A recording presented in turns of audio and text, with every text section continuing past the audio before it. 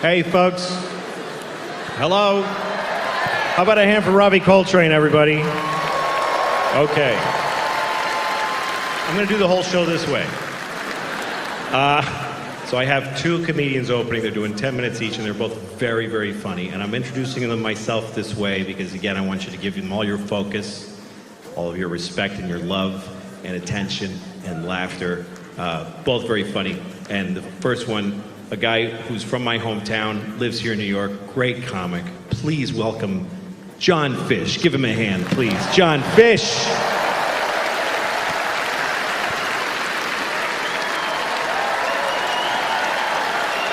What a night! Louis C.K. back at the Garden, baby! MSG, what's up? New York City, greatest city in the world! Except to live.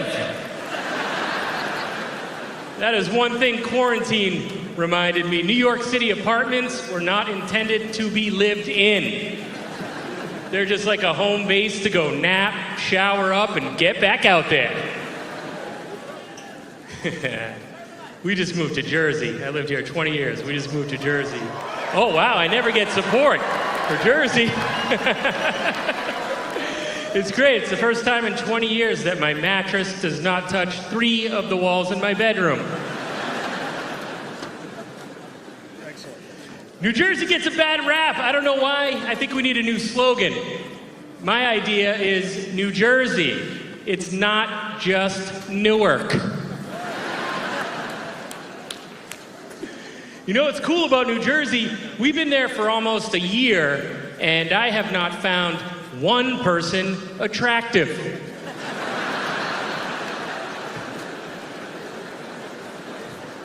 So that's what I tell my friends that still live in New York City. I'm like, find your person here, fall in love here, and then move to Jersey, and you'll never cheat.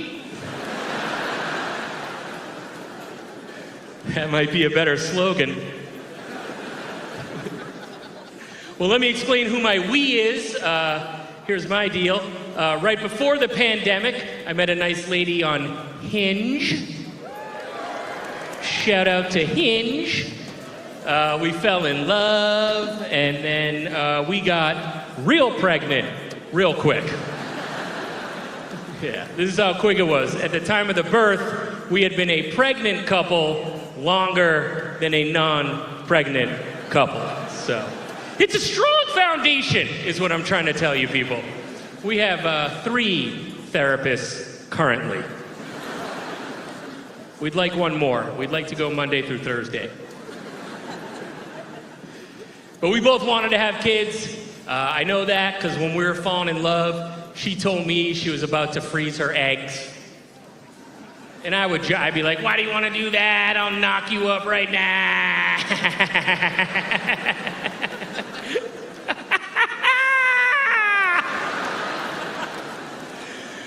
I was joking. It's been great, though. I've never lived with a woman before. I had heard about pillows. But I did not realize how intense the pillow game was about to get. There are more pillows in our bedroom right now than have been in all of my bedrooms in my entire life combined. There are pillows that aren't on the bed, yet there's a wait list to get on the bed. And my wife is originally from New Jersey, so it was fun to move that day. We crossed the George Washington Bridge. I looked over at her immediately. Her hair went up, her nails came out. We all got tanner. I looked back, our baby was in a full tracksuit. We're all chewing gum. I'm like, we didn't have gum. How'd you get gum? Baby has no teeth. She's just staring at me like, mwah, mwah, mwah, mwah, mwah, mwah. It was at the bottom of my back. I don't know why I made her sound Italian. She is not Italian. She's also not my wife. We're not married. We're engaged. We're really dragging our feet on this one. Thank you. But I do refer to her as my wife when we are in a good place. I call her my girlfriend when she's mad at me, and that doesn't help. No, she's Irish. She likes to drink. That stereotype is very true. I am Jewish, so I just like to watch her drink and then judge her real hard. Oh, getting a little Jewy vibe up in here. What's up, Jews? I bought my first Christmas tree as a Jew. Yeah, it's very conflicting. My parents are rolling over in their graves. They're alive. They're just Jews. They like to check out their plots once in a while.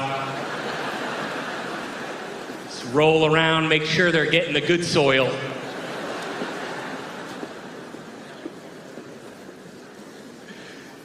I am teaching my wife how to be Jewish. This is absolutely true. Before she met me, she had never returned anything.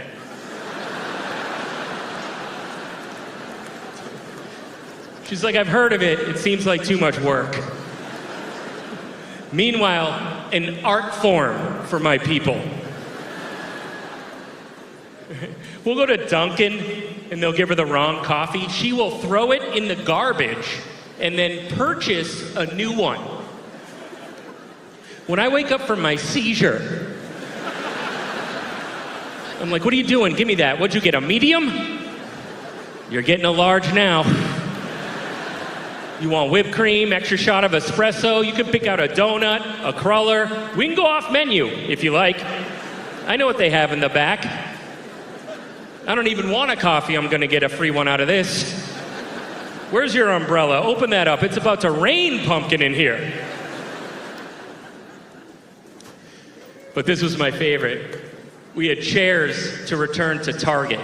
And I had never seen her nervous before, all right? She was like sweating. She was rehearsing our story over and over in the car ride. She had like a reference for them to call for some reason. She's like, if it gets weird, I think my sister will back us up. I'm like, I don't know what you think we're about to do. We can just leave the chairs in the car. That's how good I am at this. Where did we get them? Target? I'll return them at Bed Bath & Beyond just for the challenge. I will bring all my coupons. They won't know what hit them. But she's teaching me too. She's teaching me how to be less Jewish, more manly. She approved this jean jacket. When we needed a bed, we went to a store and we bought one. That day, that is unheard of in my world. We went to no other stores. We didn't even call my mother.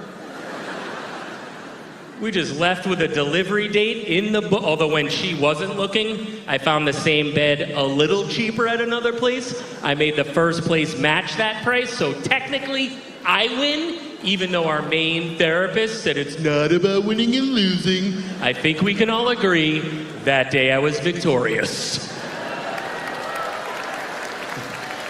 It was just that day, trust me. I'm older. I'm 13 years older. Yeah, our age difference can get bat mitzvahed. You thought I was done being Jewy, and then I Jewed you again. Age difference comes up in weird ways, though. We were at a restaurant one night, and she was like, do you know what song this is? I was like,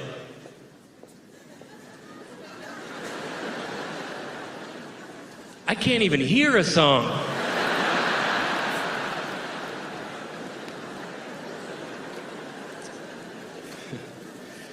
And I know I'm not old, but I feel like I'm too old to be the dad of a baby. Although she just turned 2.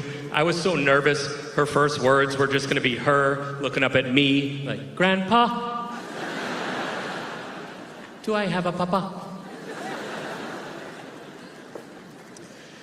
I was doing this joke for a little while because people keep asking us if we're going to have another kid, and honestly, I don't have the ab muscles to pull out, so probably.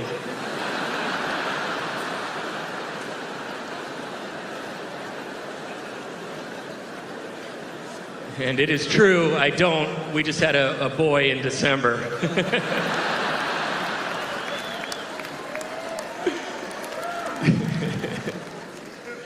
Man, we didn't plan this one either. We did a wine tasting. We're just, it's gonna be tight for a little while because we didn't plan it. So they're gonna have to share a room. I just don't want to hear any complaining, ever, you know? Like, Mom, Dad, how come you didn't save money for us for college? It's like, look, if you wanted parents that were better at planning, you wouldn't be here. How about a little gratitude? But we just, our daughter is feeling the jealousy. She's really jealous, so we're just trying to make her feel special still, you know. I told you she just turned 2, so I wrote her a little poem for her birthday, and I'll read it to you guys. Thank you. All right, this is a poem to Tallulah. Let me sleep. That's it. That's the whole poem right there. All right, thank you guys so much. I really appreciate it. You guys are amazing.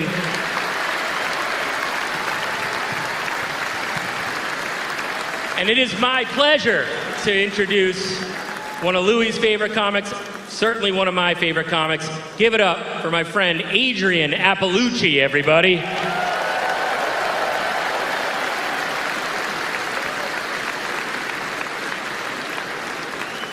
All right, everybody give it up for John one more time.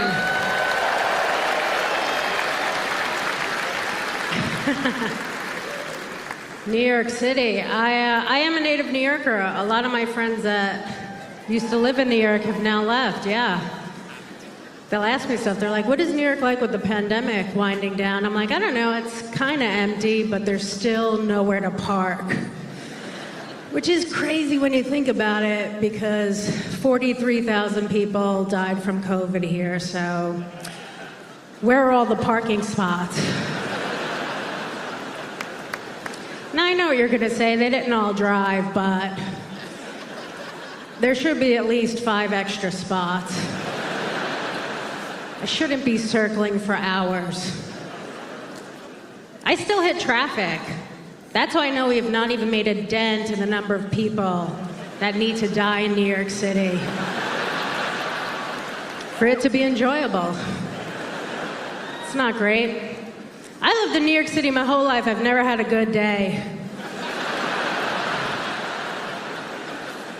People are like, why don't you move? I'm like, where am I going to bring this attitude to? Think I'm going to do well in Oklahoma? Yeah, and if you drive in the city, you can't be a good person.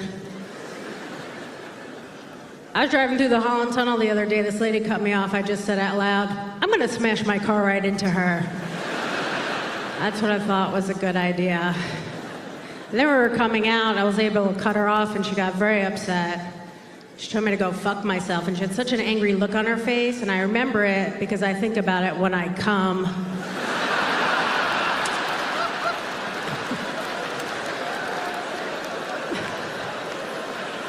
Yeah. She had a bumper sticker on her car that said her son graduated from law school. I was like, I should track him down and date him and then just show up on Christmas. Be like, you remember me from the tunnel?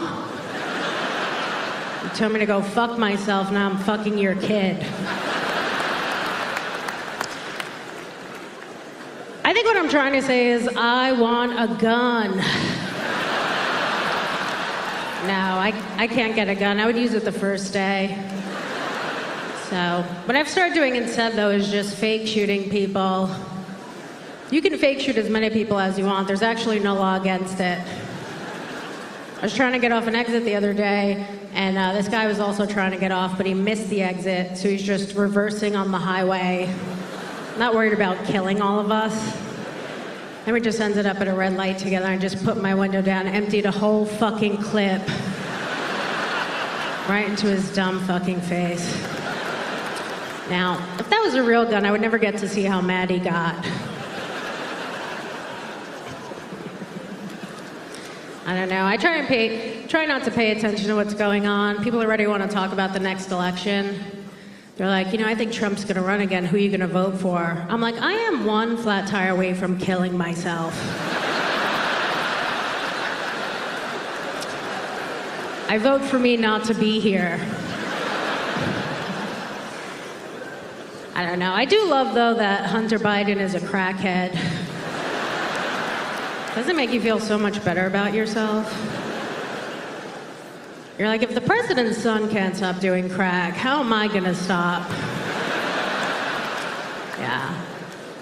He's been doing crack for a long time, which I really respect. What is that saying? If you do what you love, you'll never work a day in your life.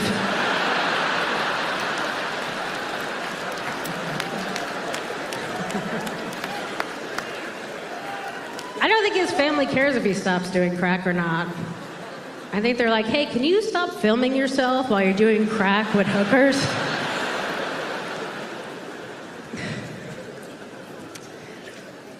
A couple of months ago, I was in a restaurant, and Hillary and Bill Clinton were in there, and I asked to take a picture with them, not even because I like them. I just want to make a joke on Instagram about Epstein not killing himself.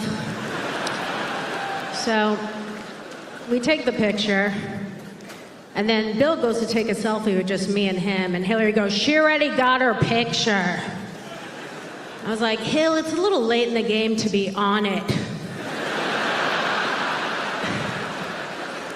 I know. She was so mean to me, it made me very upset that I voted for her. And then I started thinking about what their fights are probably like. At some point, he has to want to shut her up. He's like, well, we're going to eat dinner where I want to eat tonight because I won the election. Actually, I won twice, and I had to run against real people. How upsetting do you think that is for Bill? If I was Bill, I would have been so embarrassed that I would have hired the same people the Clintons hired to kill everybody else that works for them. Have them just kill Hillary. I don't know. I do want to be rich, though. We all want to be rich. I don't want to be too rich, though. I do want to stop right before it's okay to fuck kids.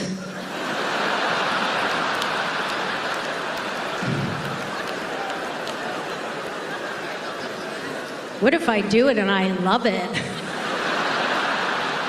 No, I don't want to fuck kids. But I also didn't think I'd like caviar, so... Now, I know what you're going to say. Poor people also fuck kids, but there's no party. It's a lot sadder. It's just a guy in a UPS uniform walking over his truck like, man, I can't believe I fucked that kid. This is not good. But, rich people are on their yacht like, man, I can't believe we're fucking these kids. Just high-fiving each other. Like, you worked so hard, Bill, you deserve it.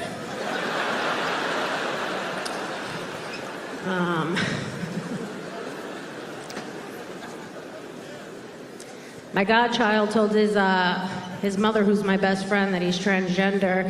And me and her were talking about it, and I was like, well, do you think he's confused? Do you think he is transgender? Or is there a small chance he failed every subject in school this year and doesn't want to get punished this summer? You can't punish a transgender kid. Honestly, if a transgender person murdered your whole family and you were being interviewed by the news, you'd have to be like, I feel so blessed that they would choose to murder my family. I'm so happy they can just be who they are.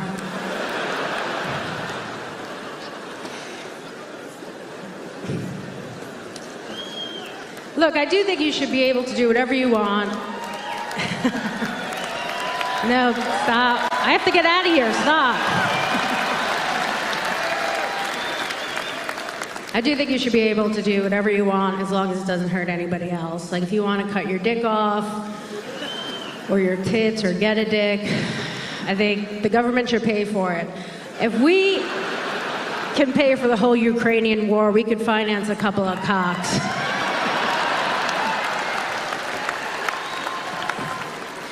It does make me think, though, there's got to be just like a lot of loose dicks and tits in a landfill somewhere. And we got to make sure it doesn't get into the ocean.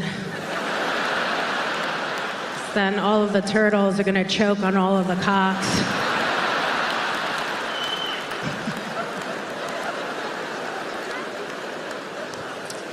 Can you imagine the PSAs for that? Where they're like, please dispose of your cocks properly. The turtles are dying again. Except for that one gay turtle.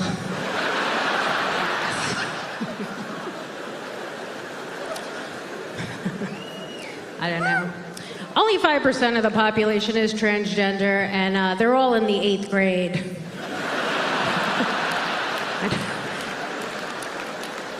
People are very concerned about it. It's like, hey, it's going to work itself out. They have no idea what being trans is. They think it's just changing their name. Wait till they find out what they really have to change. But my godchild, he was born a boy, identifies as a girl, and is dating someone that was born a girl and identifies as a boy, so they're just a straight couple. So it's gonna be okay. Personally, I do love transgender women. I think they're very pretty. But that's the thing, like, no matter how pretty your face is and how nice your new pussy is, you're still gonna shit like a dude. There's no surgery for that. Like, Elaine, you shit 8 times today, and most of it's on the wall.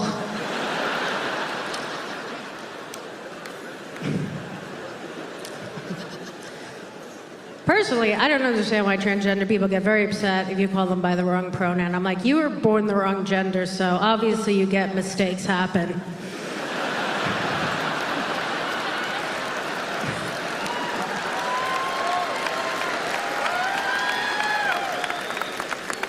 I don't know. I'm glad we could all get together. I know it's been a couple of rough years for all of us.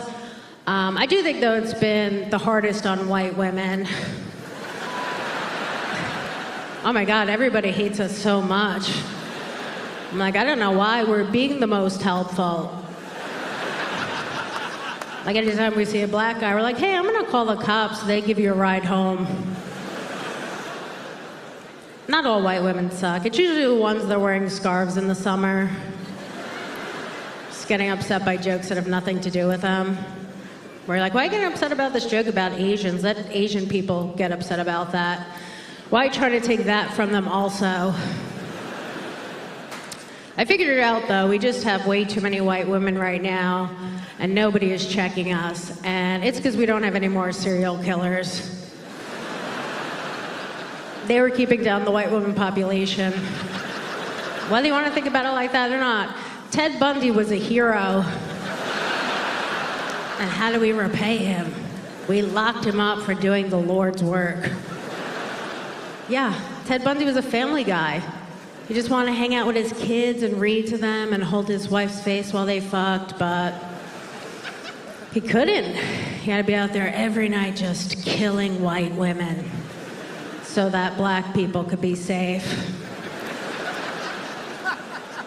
And when you think of it like that, it does make you think that Martin Luther King was a lot of talk.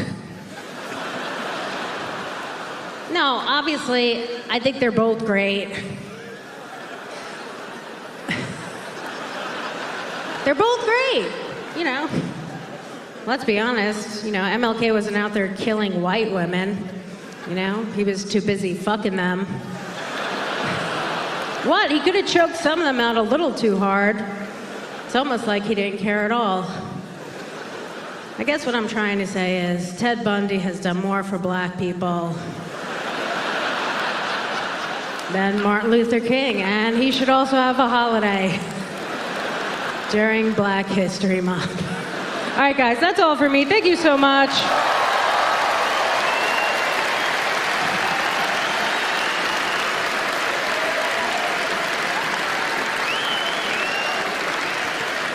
And now I'm going to bring out the guy that you all came to see. Everybody, please give it up for Louis C.K.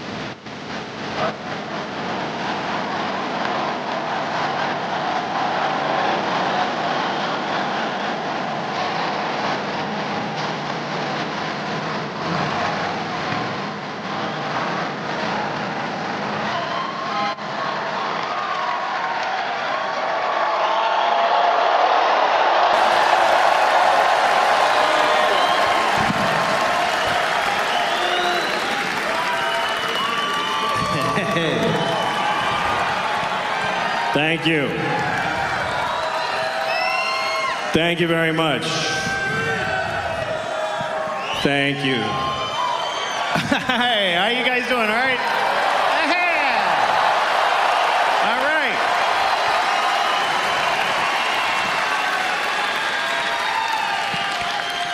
Thank you.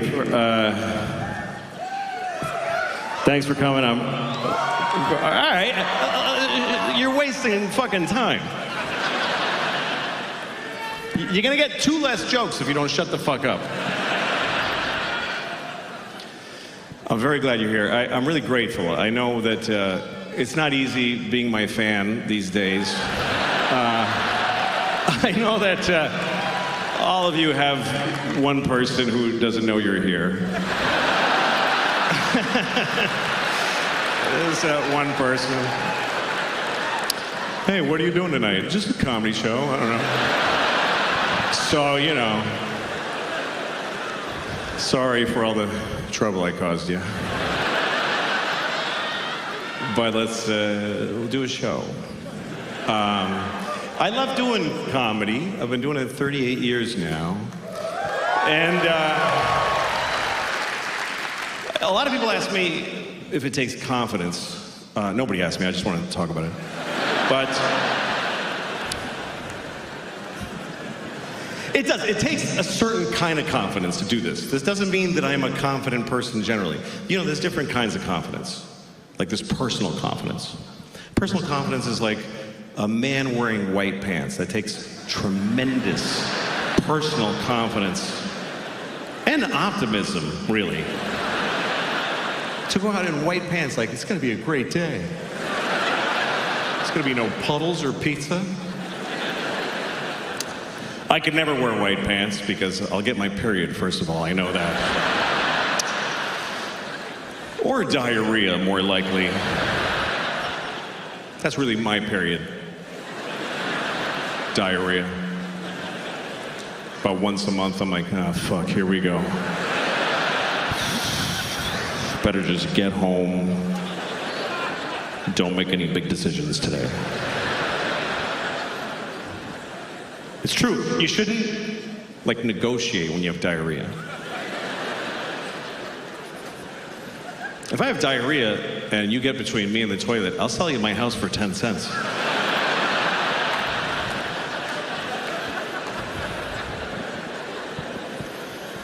Anyway, that's personal confidence. Another kind of confidence is moral confidence. Moral confidence. That's like knowing that you wouldn't have had slaves, like back when it was okay. That's moral confidence, is being able to say, I wouldn't have done it.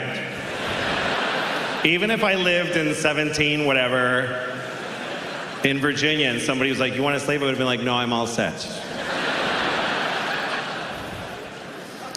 And I feel confident I can say that.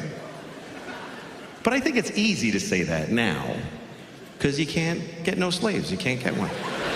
You can't get one. You don't have slaves, but that's not because you're better than back then people. It's because they're not available. There's not, you don't have to decide that. It's not like you're bringing groceries to the car like, fuck, it would be really good if I had a slave, but I won't do it. Mm-mm. No, it's not like they have slaves at Home Depot. I mean, they kind of do. I mean, there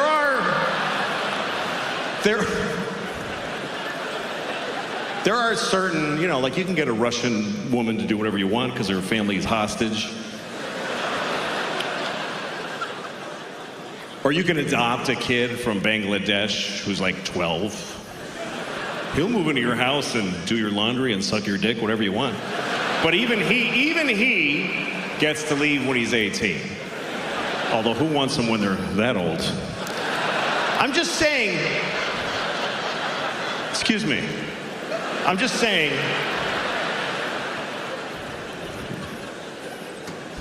anyway, that's moral confidence.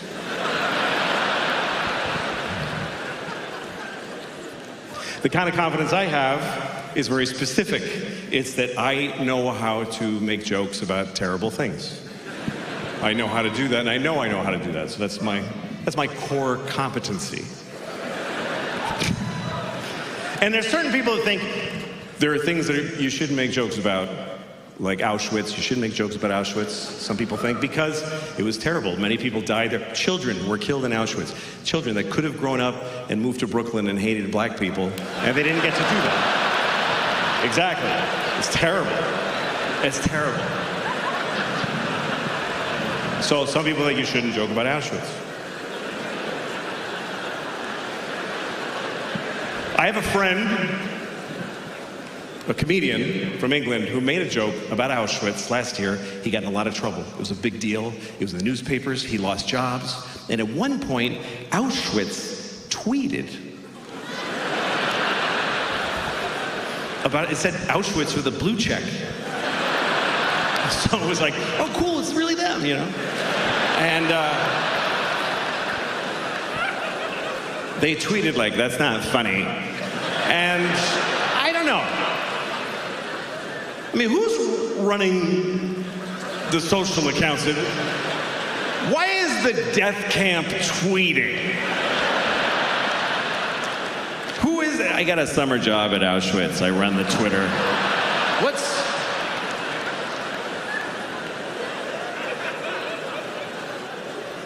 Because people have different reactions to terrible things, you know? Some people think comedy helps. I don't think it helps. It doesn't help. It's like, I remember one time, there was people, you remember during the Iraq War, I don't remember which one, but it was one of the Iraq wars. And somebody was organizing through the USO some comedians to go to Walter Reed Medical Center and visit wounded soldiers in their hospital rooms, which is a terrible, it sounds nice, but it's a terrible idea. They don't need a comedian like, hey, where you from? Fuck you. You know, it's not helpful. And I wasn't even anybody. I wasn't famous, but I did. I was like, I'm volunteering. I fucking hate that me so much, you know? But I did it. And I remember we're at the hospital. It's a very serious place. It's an army hospital. And the army doctor is giving us a briefing about the soldier that I'm about to go in and see. He says, this kid's name is Travis. He's from Iowa. He's 20. He was in Baghdad on patrol and somebody threw an IUD. And I mean IED, sorry. It wasn't an IUD. It's not an effective weapon, really.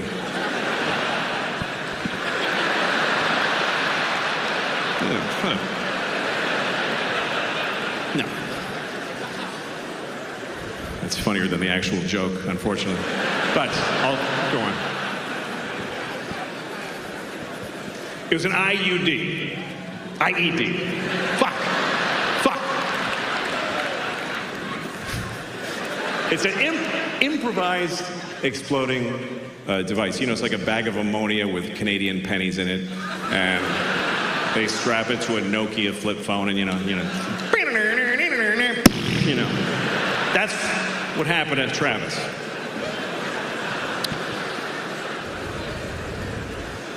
So the doctor says he's been in surgery for 20 hours. He's about to come out of it. You're the first face he's going to see.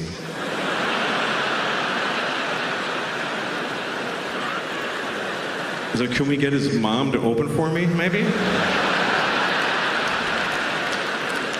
This is a bad idea. So I asked the doctor, I said, hey, what do I fucking say to this kid? He says, here's what you don't say. He said, don't say, how you doing? And they tell you that. If you visit a trauma patient, don't say, how you doing? It's stupid. So, okay, I go in there. Travis is laying there.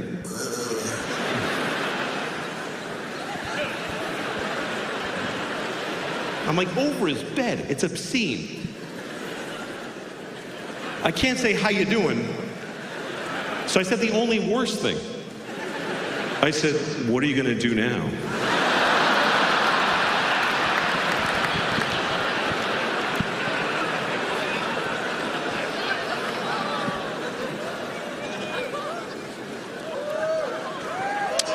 Anyway,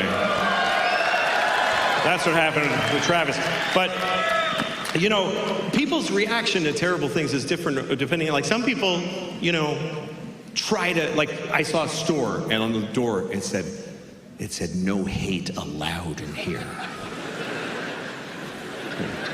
Get the fuck out, hate, you piece of shit.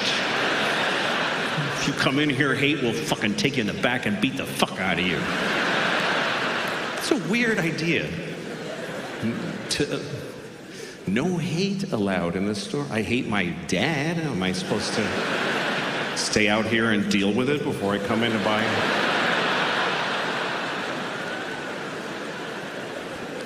I saw a store with a sign once and it said 92% of our products are responsibly sourced. 90, just don't put anything. That's not high enough to brag. 92%. That means 8% of their clothes are like, you don't even want to know how we made this shit. It was a bloodbath. When we made that shirt, we just ripped the back off the Honduran kid that was working there.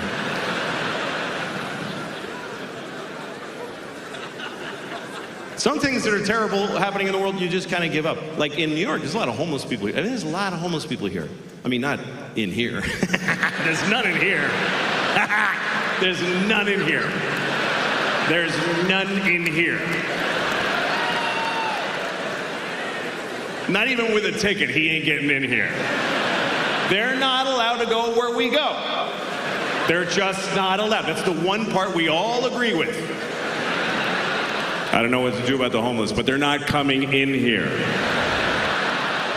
If you don't have your own indoors, you can't come into other people's indoors. Those are the rules. Those are the rules we live by. I've done benefit shows for homeless people where homeless people weren't allowed in the show. There's whole places they don't get to, like the airport. They've never even seen an airport.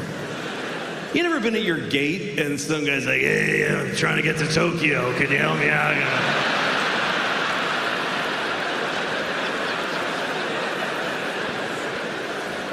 But they're everywhere. I mean, I was in Phoenix, Arizona, 120 degrees. 120 degrees. Homeless people are just standing outside at intersections with a sign that says, you know, help, I'm on fire.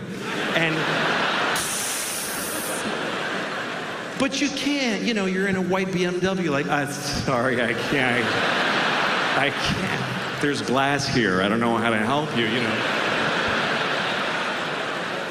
And in New York, you see them everywhere. You walk through them, and you got to make choices, because you can't help all of them, and you can't help any of them.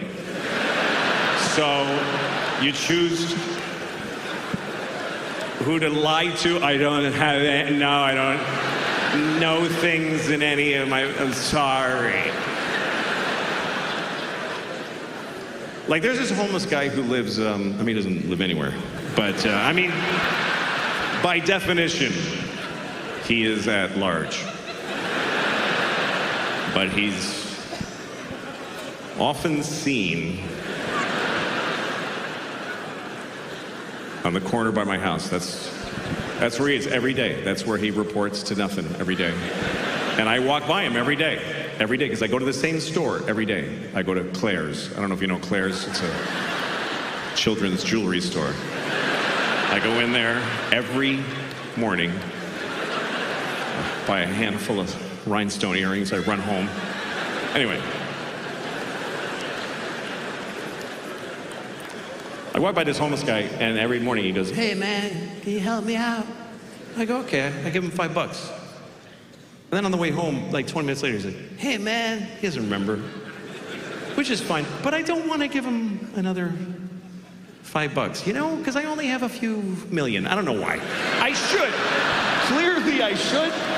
I don't know what makes me go like, you had your $5, young man. What am I going to spoil him? Give him the fucking money.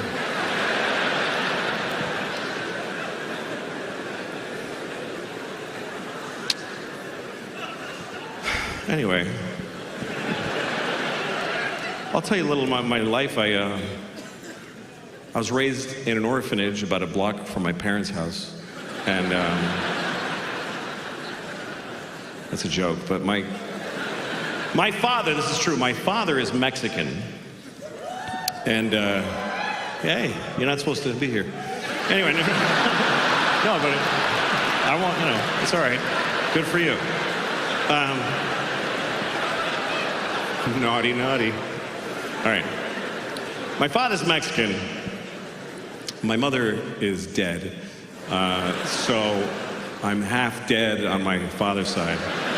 On my mother's side, my father's Mexican. A lot of people don't believe I'm Mexican. And when I tell them I'm Mexican, they say stupid things like, "Well, how can you look like that?" What do you mean, how? Like I'm trying not to look Mexican? Like, no, look, see? I'm not Mexican.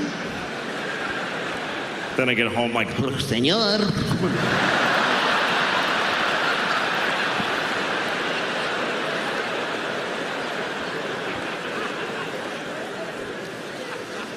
My parents divorced when I was about 10, and now I have 2 kids, and their parents are divorced too, which is interesting.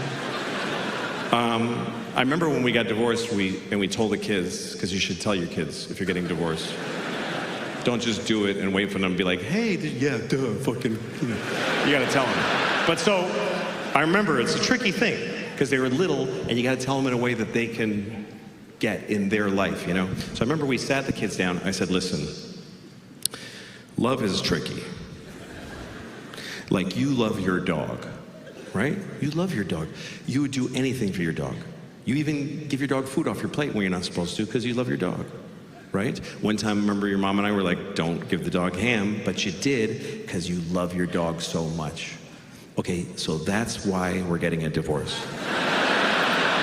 Because you don't listen. And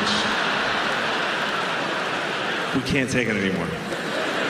It's too difficult. So we're gonna move to separate homes and each have you for half the week because neither of us wants to be with you all the time. And it's very sad because I love your mother very, very much. And she loves me very much. But we hate you more.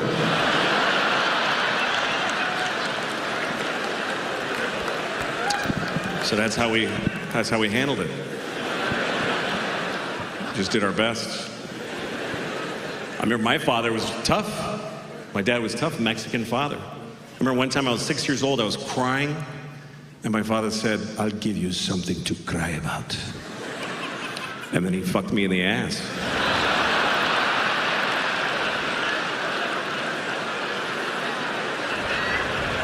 And you know what? He was right.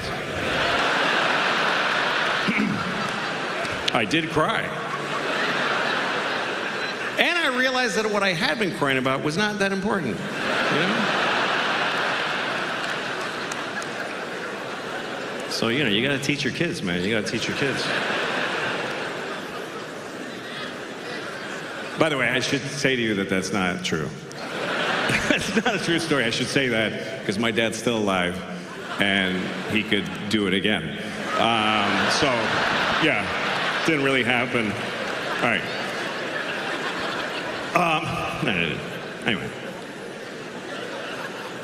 You gotta teach your kids, and it's tricky, you know? Like some people say you should tell your kids not to curse, but I can't do that because this is what I do for a living is cursing. But I didn't want my kids to be unpopular, so I used to say to them, listen, there's no bad words. There's no bad words. All words are okay, but there's some words that certain people get upset when you use them. So if we're going to use those words, look at the person first and try to guess if they're that kind of person. It's tricky teaching your kids right from wrong because people disagree about right and wrong in such big numbers. Like millions of people think that abortion is wrong, and millions of people think that abortion is great. So that's confusing. Personally, I don't think, here's what I think. I think you should get an abortion, right or wrong. Right or wrong, you should get one. You should get as many abortions as you can. I think you should try to get a lot of abortions. But here's why, because it creates jobs. More abortions, more jobs. For the nurses and the doctors and the dumpster guy, everybody gets a job. They need to work. How's he gonna feed his kids if you don't kill your kids? That's what I'm saying. We're all in it together.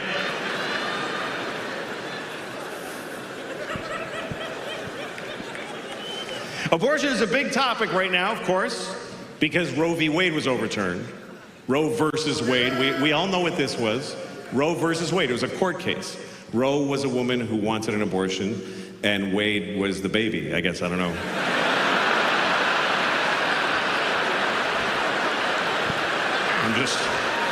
I'm just guessing.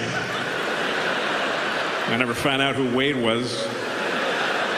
I'm just guessing that's the baby. But anyway, now we need to make laws in place of that. Every state has to make their own law about abortion, and they need to listen to the people. And I think the American people, on average, want the same thing. Most Americans want the same thing. They want abortion to be available, but just keep it down a little bit. Yeah, go ahead, but don't be like, woohoo! Like, just, take it easy on that. Take it easy on that, that's all. So we need a law that kind of gives you that. Here's what I think the law should be.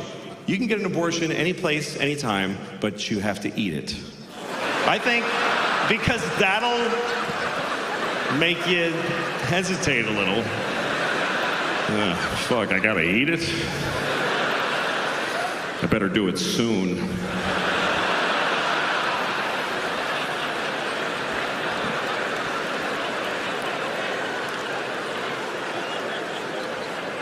I'm just trying to come up with something that makes everybody happy. It's a tricky subject.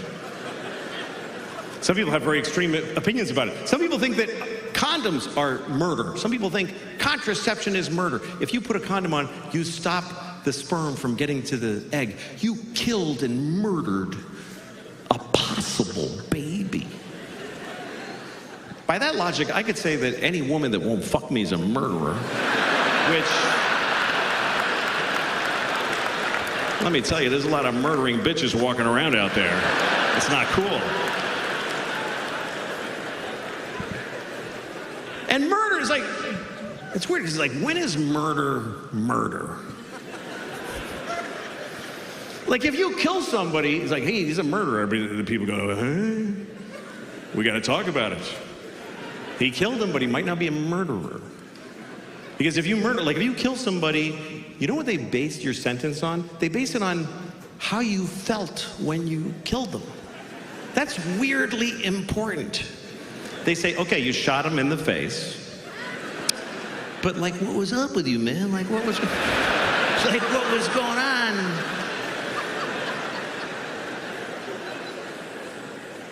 I think if you murder somebody, they should base your sentence on how old the person was that you murdered.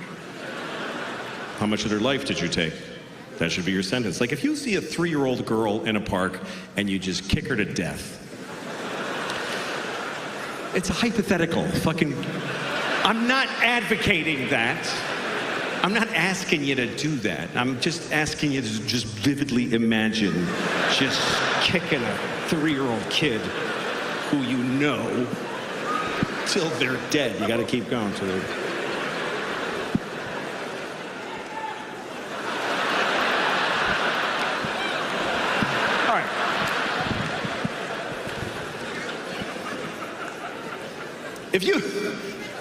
If you kill a 3-year-old, you should do a lot of time. That's what, unless he's got like diabetes, whatever. You got to figure all that in. But what if if you kill a guy who's like 98? He's 98. He's not even a good 98. He's in a hospice. You know what a hospice is? It's like a hospital, but they don't try to help you. It looks like a hospital, but the nurse just goes, yeah, he's dying. So what if a guy's 98 and he's laying in a hospice and he's got cancer and COVID and AIDS and he's just, and they already unplugged him. Nobody's even in there. And he's like, then you walk in.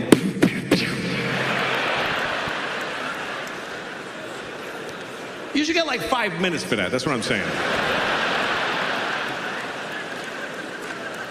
And I was thinking about that today because I'm going to see my dad next week. And my dad, let me tell you something. My dad is not in a hospice. He's in a facility being kept alive. Just, come on. Just putting food in and like, what is the fucking point? What does he have, a secret he hasn't told yet? Why? Because my mom just died. She just died. That's what happens, by the way, for you young people. One of your parents is gonna die, and the other one is just never gonna fucking die. They just will never die!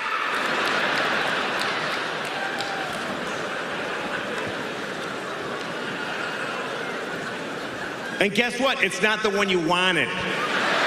Nope. It's not your good parents. Nobody's got two good parents. You've got a shitty parent and a nice parent. And the nice one just dies. Because that's what nice people do. I'll just die, it's okay, don't worry about it. And the shitty one just hangs in there. I'm still alive today. Help me to the toilet again.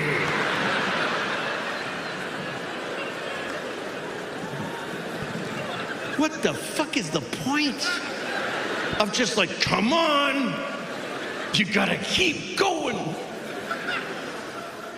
You know, the average American, the last week of your life costs $100,000.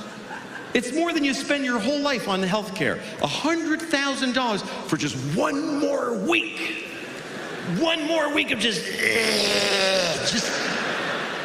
one more week so that last sister can fly in and hold his shitty hand. $100,000. Pull the plug and buy a boat. That's all I'm saying. Because what is the point of you gotta live? You gotta keep living, no matter what. I think you can live too long. I think you can live too long. Some people are 100. Get the fuck out of here. Nobody knows you. What are you gonna run into somebody? Hey!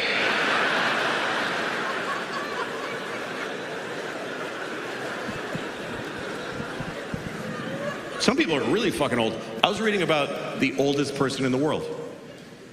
There's always an oldest person in the world, and you read about them sometimes because the other one just died. That's when they tell you about the new oldest person. The last one I read about, he was 114.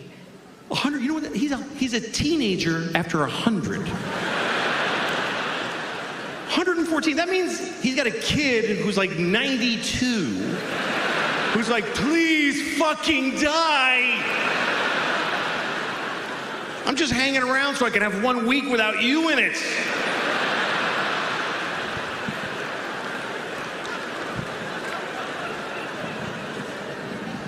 I mean, I get it. It's scary. You don't want to die. Life is good, you know. You don't want to die. Death is a weird thing because when you're like 30, okay, that's about here. Okay, that's 30s here.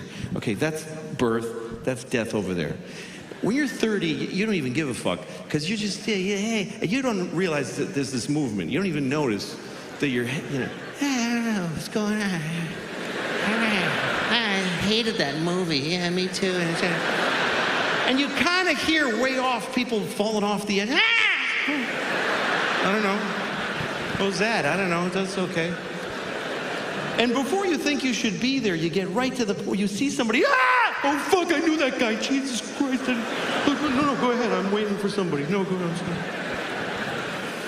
And you want to hang around, but here's what helps you is that life doesn't stay good, you know? Like both my hands hurt. I'm 55. Both my hands hurt.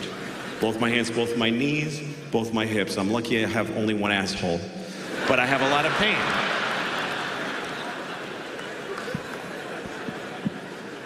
I mean, there's some good things in life when you're older. Some people do extraordinary things. I watched a porn the other day. Okay. Somebody sent it to me. It's true. I mean, some porn is awful. You ever been watching a porn that's a little off the path? And you're like, this is bad that I'm watching this. This is changing me. I can feel it. This is evil. Then you look, it's got 375 million views. I guess we're all watching this one. Either that or I've lost track of how many times I've seen it.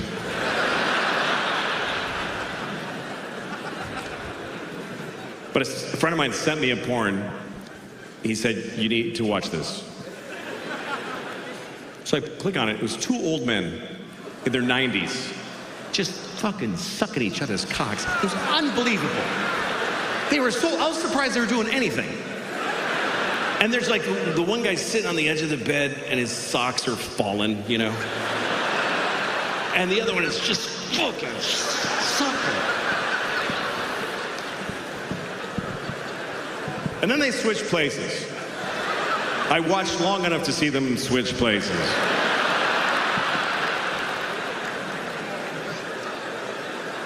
And when the second guy was done, I mean, no, they didn't come. Neither of them came. It was just like, that's enough, Alfred. Thank you.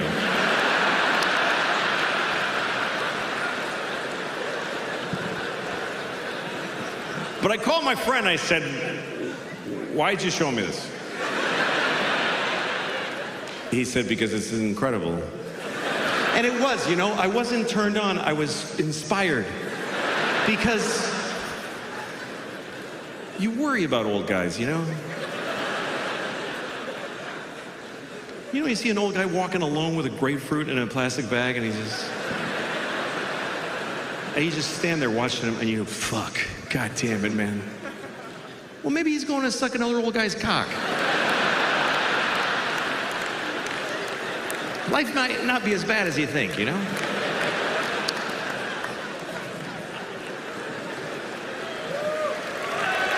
Yeah.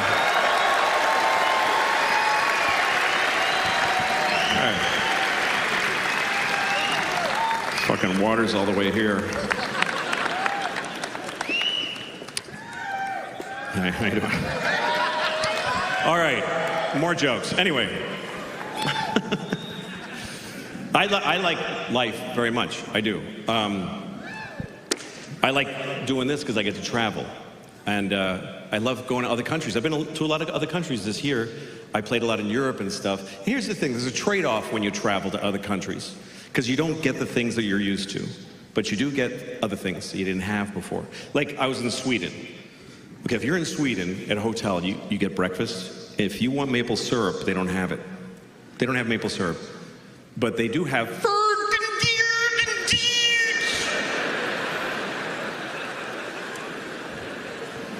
Do you have maple syrup? No, but we have...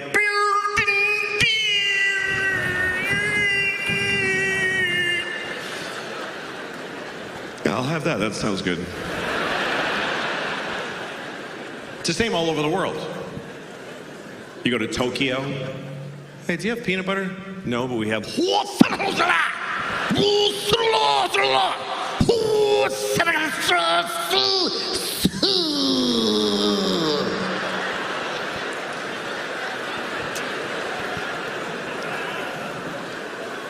I don't know, is that spicy?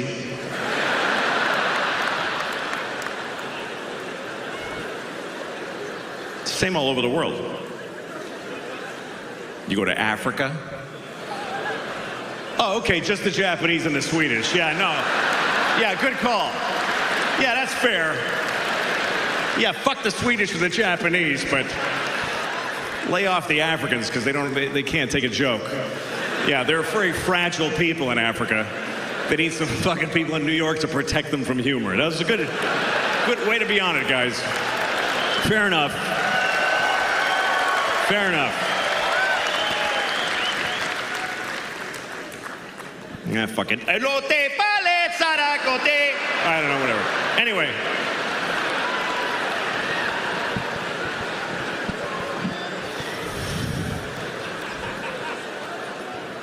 I love traveling. I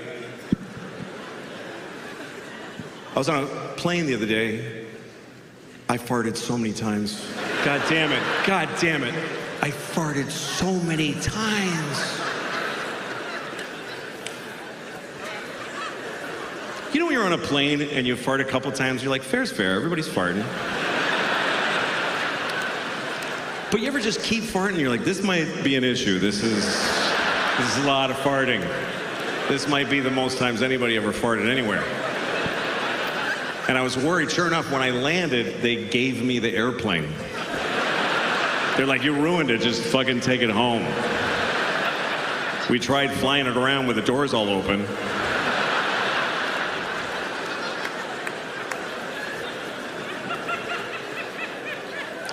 I got stopped in security the other day because of my carry-on bag, you know? When they put it through the thing to make sure you don't have a gun in your Who's still doing that? Who's still trying? Hey, maybe this time they'll let me get through with a gun. Shit, it's gonna be a tough year. They stopped my bag. I had clay in my bag. I sometimes travel with clay. I'm not an artist, but I make little dicks. They're this big, and they're perfect, and I make it. And I hold it and I walk around town with it. Nobody knows.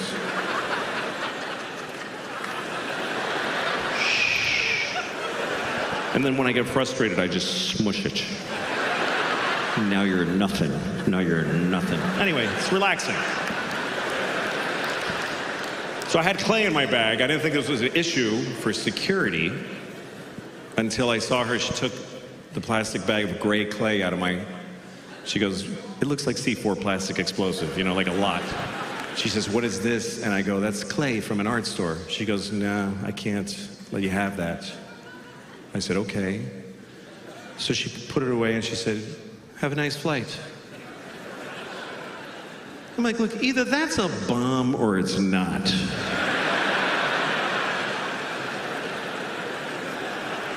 Like, either give me my fucking clay back. Or ask me many questions, please. That can't be the procedure. Hey, this guy has a bomb in his bag. Oh yeah, you can't take it on the plane, I'm sorry. Nah. We'll throw it out for you, but you can't take it on the plane because, I don't know, it's stupid. But I love traveling because you see people. I love to see people. I watch people in their lives. That's the fun part. I was in Glasgow, Scotland. I saw something I hadn't seen before. There's an old Scottish man with a little boy holding his hand, and they're walking together. Really sweet.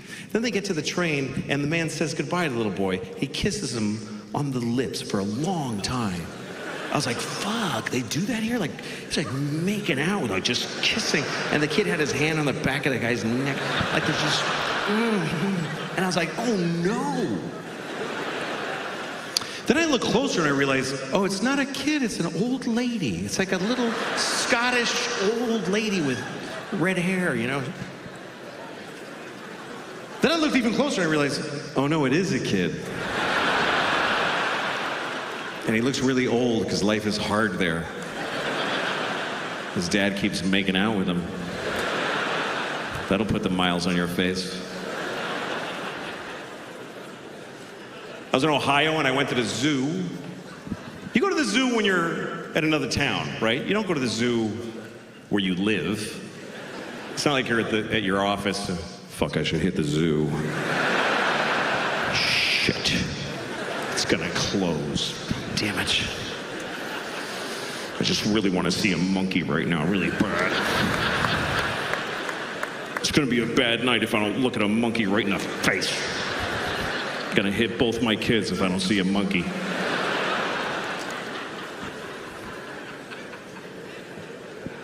So I went to a zoo with my friend in Ohio.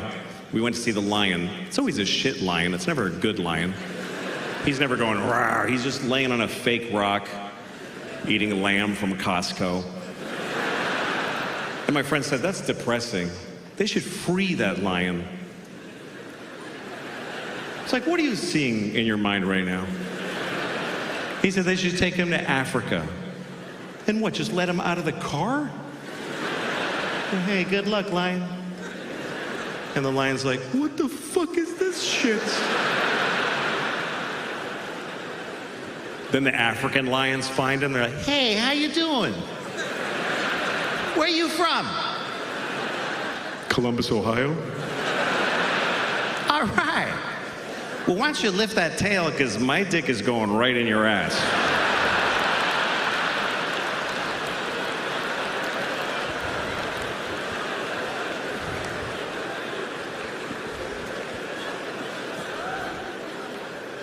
I like animals. Some people think animals are better than us. I heard somebody say, animals don't lie. Yes, they do. They lie all the time, like, I'm a leaf. You know. No, you're not. You're a bug. Fuck you, I'm a leaf. Come on, shut up. Some animals I hate. I hate cockroaches. I hate even seeing a cockroach. It's upsetting. I wonder if they upset each other. The cockroach is at home and his friend walks up. Oh, fuck, Henry, don't, please. That's gross. I like watching shows about animals. I was watching a show about a veterinarian. And he did that thing. He was on a farm. You know when the veterinarian puts a glove on up to here? And he puts his whole arm in a cow's vagina. And then he goes like this. Okay, here's what's going to happen. I want to have that experience. Here's the good news. Here's what I found out. You don't need to be a doctor to do that. Here's the other good news. You don't need that glove. You don't need any special education or attire. Just pull over if you see a cow.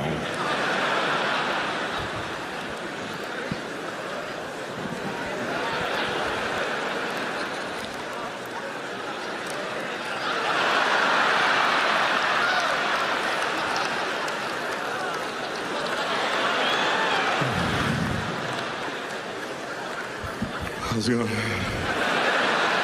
Just another minute. Just give me another minute.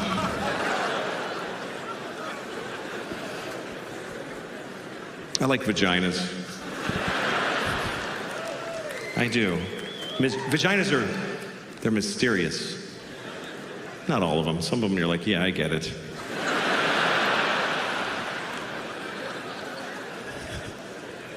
Vaginas and penises are different. I'm going to talk about the difference between penises and vaginas. Comedians used to talk about the difference between men and women, but you can't really do that anymore because they're not as different as they used to be. And there's more genders. There's a bunch of more genders. But there's not more genitalia. There's still just the two.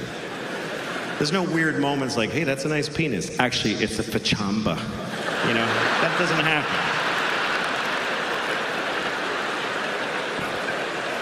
But they are. Penises and vaginas are different. Here's one difference. You can cut off a penis. You can just cut it off, and it'll fall right in the soup. Vagina, you can't cut off a vagina. I mean, you can scoop it out like a grapefruit section, you know? But all you did was make a bigger vagina.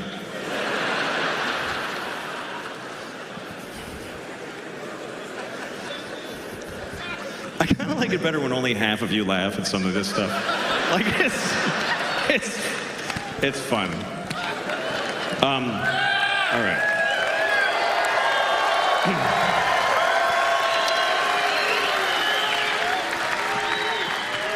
So I was thinking about, you know what I was thinking about today? I was thinking about Jesus. I was thinking about Jesus. And after I came, I thought that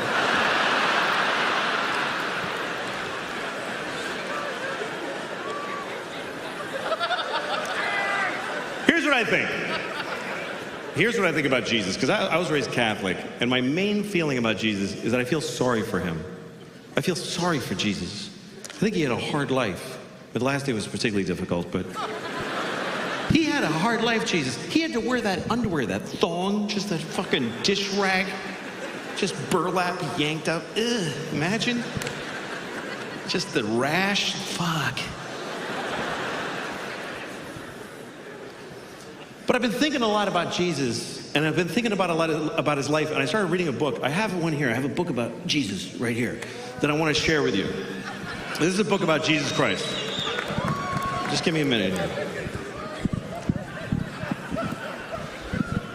Okay, this is a book about Jesus. Actually, the whole book is not about Jesus. Only this much. Only that much is about Jesus. The rest of it is the Jews going like, and then we walked for 50 years in the desert, and we only had a little bit of oil. It was difficult. It's verbose. It's a lot. Look at it. It's just Jews just fucking, and then Jacob bought a goat, and he had Isaac, who had Ruth, who had Abraham. And Abraham lived to be 800. Yeah, I bet he did, too. The Jews in the early chapters are all like 800, and then God was like, I can't with these fucking Jews for 800 years. I can't. We're starting heart disease right now. Cut them down to 10%. But so that's the Jews part. And this is the Jesus part. And they tell you the life of Jesus. But here's the weird part. They tell it to you again and again and again and again. They keep telling the same story. First Matthew tells it, and then Mark is like, dude, that's not what the fuck. Let me tell you what happened. Let me tell you. Hey, Paul, shut up. You weren't even here. And I started reading it because I never read it before, because I was raised Catholic. It's true. Catholic Church, they do not encourage reading. The Jews read their shit in Hebrew. And down south, they fucking read the Bible. That's what they do. But the Catholics, they want you to come in. They want you to come in so they can tell you. They want you to sit down and they tell you. And you're like, could I read the book? No, I got it. Just put the book down. Put it down. I'll tell you what. What do you don't fucking believe me? Listen, I'll tell you what happened. So I got interested in it because I had a feeling about Jesus as a person. And it's interesting because when you actually read it, it's not as lofty. It's like just regular people. Like here's this story of Jesus turning water into wine, okay? This is John chapter 2, okay? The word of the Lord. Okay, here we go. Okay, here's what it says. Just listen. Just listen to the first part. Okay. And the third day there was a marriage in Cana of Galilee, and the mother of Jesus was there. And both Jesus was called and his disciples to the wedding. And when they wanted wine, the mother of Jesus saith unto him, they have no wine here.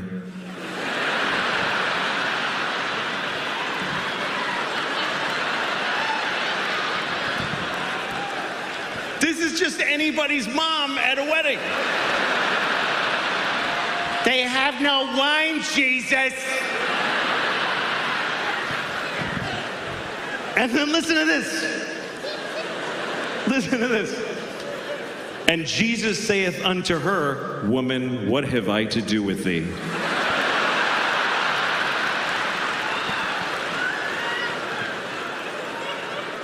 Jesus is like, Mom, don't. Fucking don't.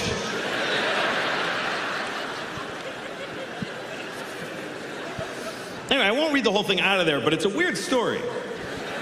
Because he's at a wedding, and they don't have any wine, so he goes to the guy who runs the wedding and goes, hey, what's up? And the guy goes, yeah, sorry, there's no wine. And Jesus says, look in the water barrel. That's all he says. Just look in the water barrel. Like a close-up magician, like flip over the card. Maybe it's not the Red Queen. So the guy looks in the water barrel, and he had turned it all into wine, and everyone rejoiced. Except the guy running the wedding was probably like, we did need some water. This is actually a bigger problem. I have a feeling a lot of his miracles were met with mixed,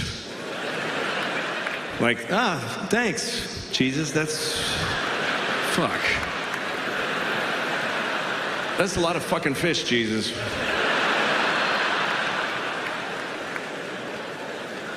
Like Lazarus.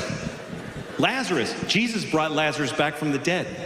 Lazarus had been dead for 4 days. And Jesus went to his tomb and he just said, "Rise, Lazarus." And it worked. Lazarus came out of the tomb like, and Lazarus' wife was like, "Are you fucking kidding me right now?" I thought this day could not get worse. But here's the story I wanted to share with you.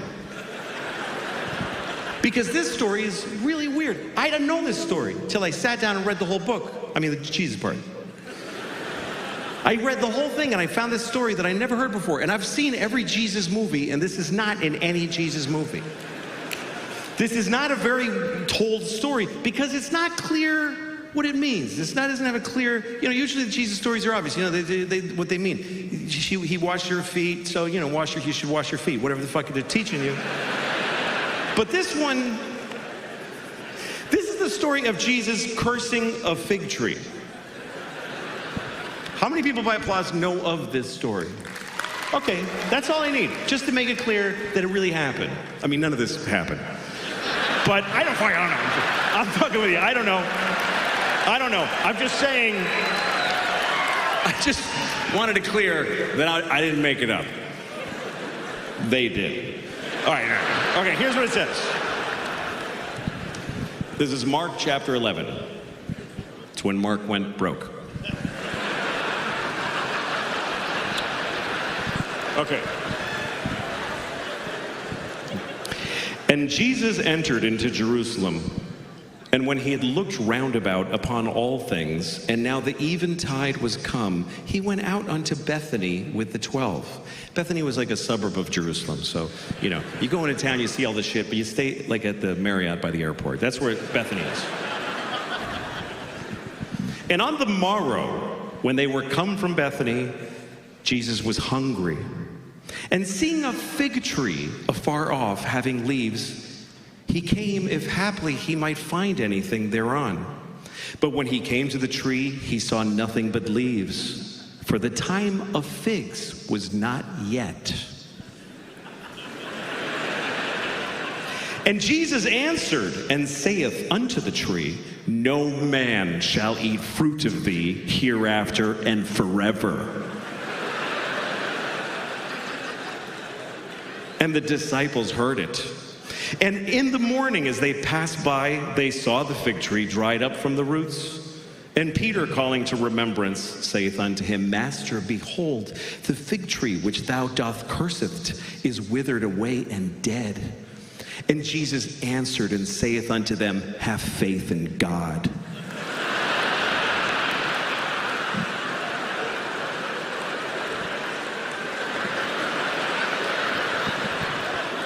What the fuck kind of a Jesus story is that? What the fuck are we supposed to... Hey, Jesus, you killed that tree. That's right, motherfucker.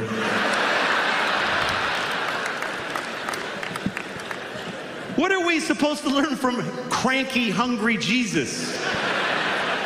There's no figs on the tree, so he's like, You're fucking dead, you piece of shit tree. You're fucking dead.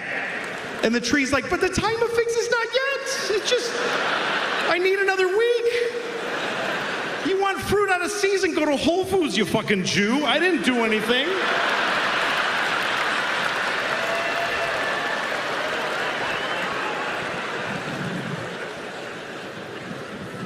I mean, you can't act like that, man. You can't act like that. You walk around acting like that, and somebody will nail you to a cross. That's what'll happen. That's what'll happen.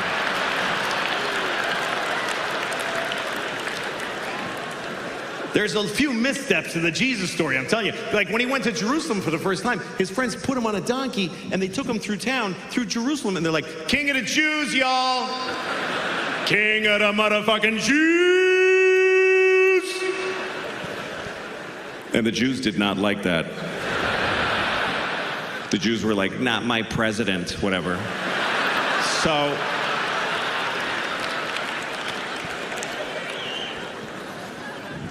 So they nailed him to a cross.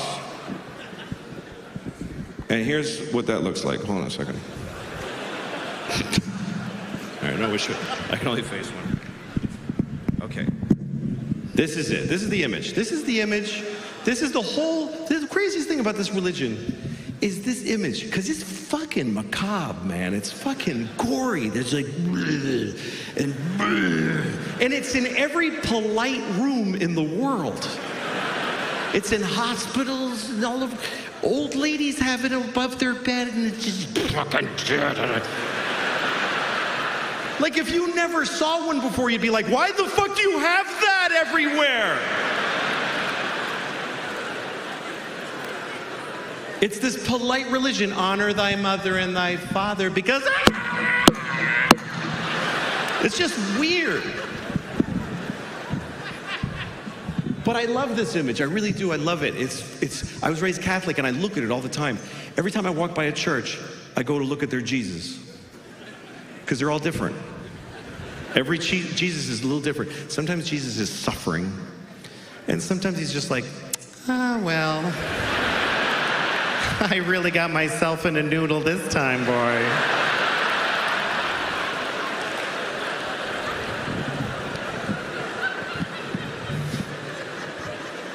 Sometimes it's just a cross. Like, oh, fuck, where'd he go? Jesus got away.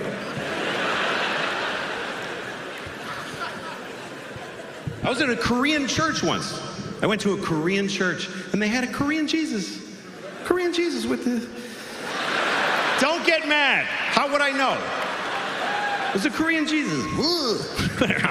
I can't say Korean Jesus and do nothing. It was a Korean Jesus.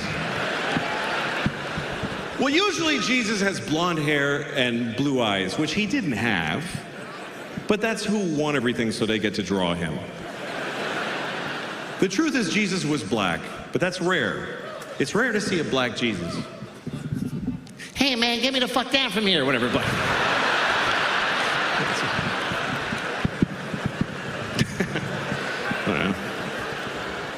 I don't know any other Jesuses. Gay Jesus? No, I'm not gonna. No. All right. Anyway. The point is, everybody wants Jesus to look like themselves, and that's why I don't like that he's always skinny. He's always fucking perfect. Bothers me. I've never seen a fat Jesus. Never one time see just a fat Jesus, just like...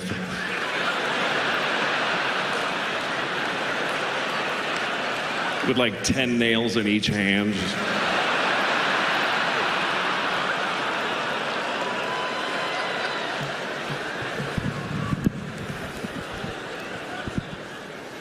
He might have been fat. I'll tell you what Jesus was not, is Korean.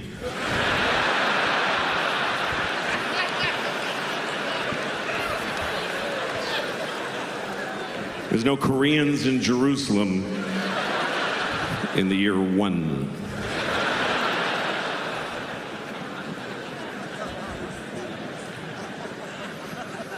But I was raised Catholic, and I'm not Catholic anymore. I didn't like that religion because they tell you you're going to hell, even when you're a kid. 5-year-old kids. And the church is like, oh, you're going to hell. Oh, you're going to hell. And you're 5. And you're like, what did I do? And the church is like, you know what you did, you piece of shit. And you're like, oh yeah, fuck. You're a kid going to hell. Imagine. And you're going to hell. There's no kids' hell, you understand? You're going right to the show. If you're 5 years old and you steal a crayon from your sister and then lie about it, and then you get hit by a truck, you're roommates with Hitler. There's no difference. That's how I was so scared. I'm like, I'm going to be roommates with Hitler. I'm only 5. I already killed 4 Jews, though, so I'm probably going to be roommates with Hitler. They take you in a room, and they're pouring hot lead in his asshole. He's like, ah! And then they tell you, they're like, all right, get in there, kid. It's your turn. Hitler's like, poor little fella.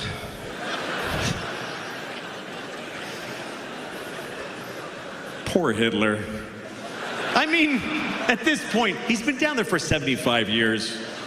I bet Hitler's nice now. I bet he's like, I don't know what I was thinking.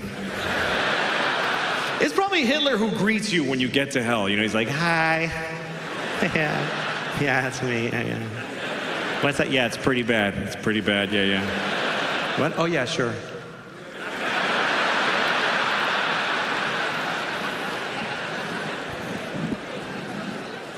I was so scared of hell when I was a kid. I remember when I found out that gay people go to hell, I got scared. I'm not gay, but what if God thinks I'm gay? What if I come off a little queer to the Lord? He might be happening to look when I hit my toe, and I'm like, ow. And he's like, oh, I know where you're going, you faggot.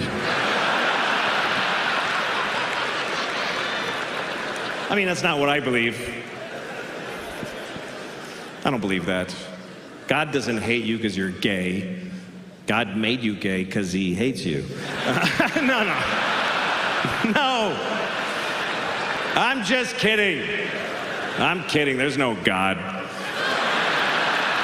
But, I don't know. But you know who I feel sorry for?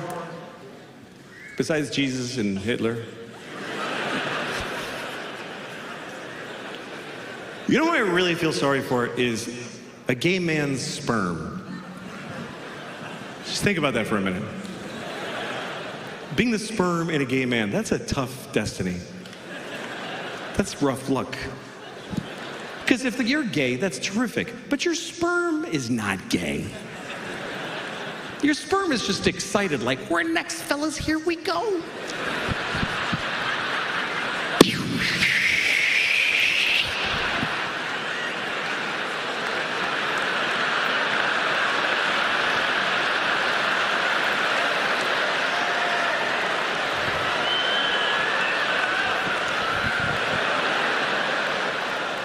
Was that shit right there?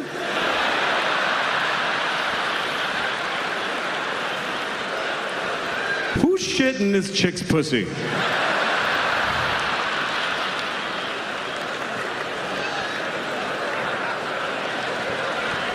Thank you very much, folks. It was great talking to you. Get home safe tonight.